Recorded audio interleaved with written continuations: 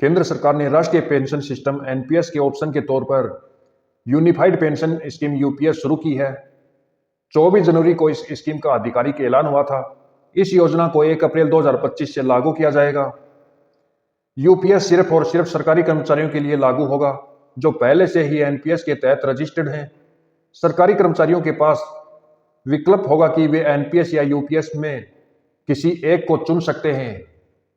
वित्त मंत्रालय ने कहा कि एनपीएस के तहत पात्र केंद्रीय सरकारी कर्मचारियों के पास अब एनपीएस के तहत यूनिफाइड पेंशन योजना में स्विच करने का विकल्प होगा। यूपीएस योजना को तब शुरू किया गया है जब ओल्ड पेंशन स्कीम ओपीएस को लेकर खूब मांग उठ रही थी। ओल्ड पेंशन स्कीम में रिटायर्ड कर्मचारियों को उनके वेतन का 50% पेंशन के तौर पर दिया जाता है।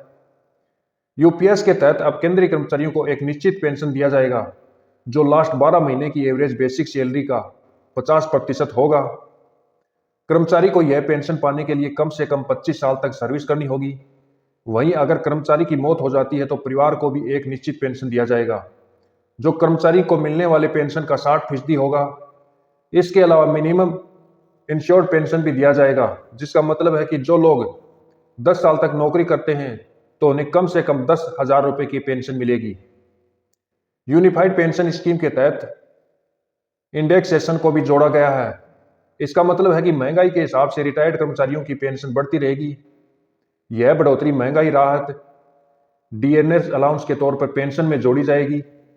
यह all India consumer price index for industrial workers के आधार पर कैलकुलेट होगा। वहीं रिटायरमेंट पर एकमुश्त रकम दी जाएगी। इससे करीब 23 लाख कर्मचारियों को लाभ पहुंचने वाला है।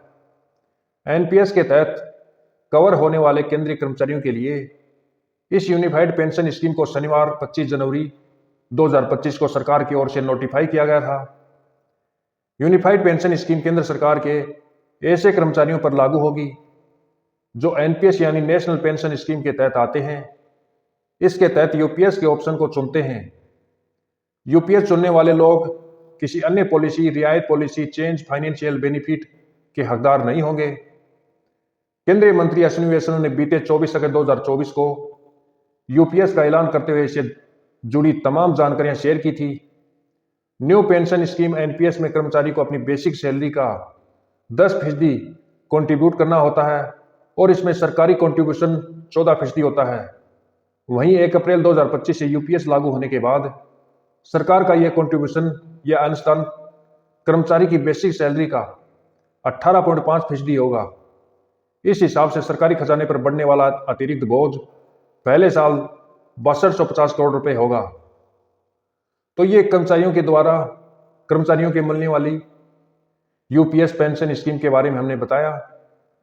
यदि आपको अच्छा लगा हो और ऐसी जानकारी से अपडेट रहने के लिए चैनल को ज्यादा से ज्यादा लाइक करें, चैनल को सब्सक्राइब करें। धन्यवाद।